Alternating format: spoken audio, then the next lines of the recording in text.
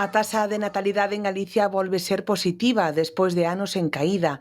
No primeiro semestre de 2025 naceron na nosa comunidade 6.597 nenos, o que supón 8 nacementos máis que no mesmo período do ano pasado.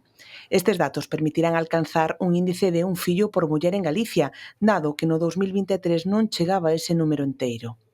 A realidade é que a vida se volveu demasiado cara. O aumento do custo da cesta da compra, a inestabilidade laboral e os altos prezos da vivenda, entre outros factores, están desequilibrando a balanza da maternidade e levando ás parellas a replantexarse a idea de formar unha familia. Ter un fillo custa de media 500 euros ao mes, o 33% dun salario base. Eu non traballo o meu marido e, traballando notase moito máis. Creemos que ter un terceiro é moito máis traballo, porque ao final as dúas son casi dúas xuntas e dá moito traballo, e logo tamén os gastos que teñen é moito. Queres meter a gastar, realmente vais echar unha fortuna no asunto. Parece que tes que cumplir unha lista de que teño que ter para cando nazca o bebé, isto e isto, despois daste conta de que con 3 bodis, 4 pijamas e moito cariño, realmente un bebé tampouco necesita tantísima cousa. O gasto en equipamento e produtos para un neno pode variar significativamente, pero existen elementos básicos que son considerados imprescindibles. Fundamental, un bo sistema de retención infantil para ir no coche. Un carriño para poder salir a pasear ou un sistema de porteo, o que cada familia determine que lle vai ser máis adecuado, algún berce onde poidan dormir, cuna, minicuna, maxicuna, o que cada quen queira, e unha bañeira onde podelo lavar.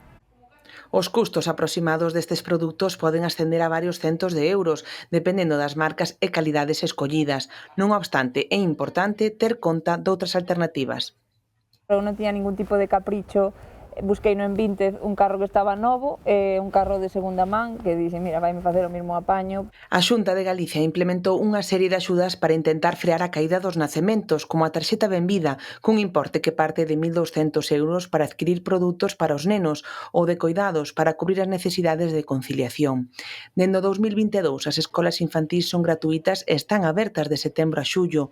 O mesmo pasa coas vacinas, cun dos calendarios máis completos de vacinación gratuíta en menores. Nos temos uns gastos que son complementarios, que pagan as familias. Solo o servicio do comedor, desayuno e merenda. Os demais gastos están cubertos por a escola infantil.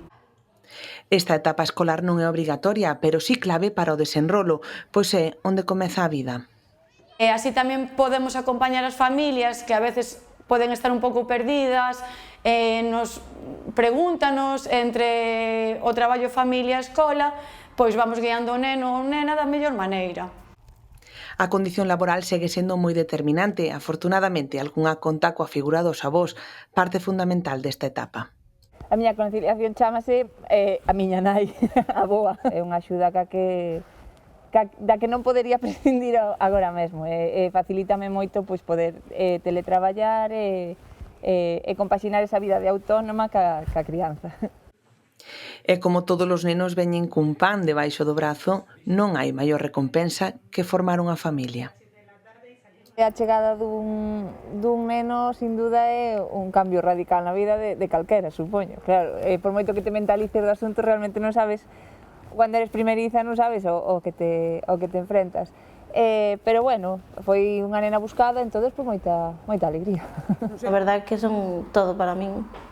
O meu pilar é a miña guía, sen elas non sería nada.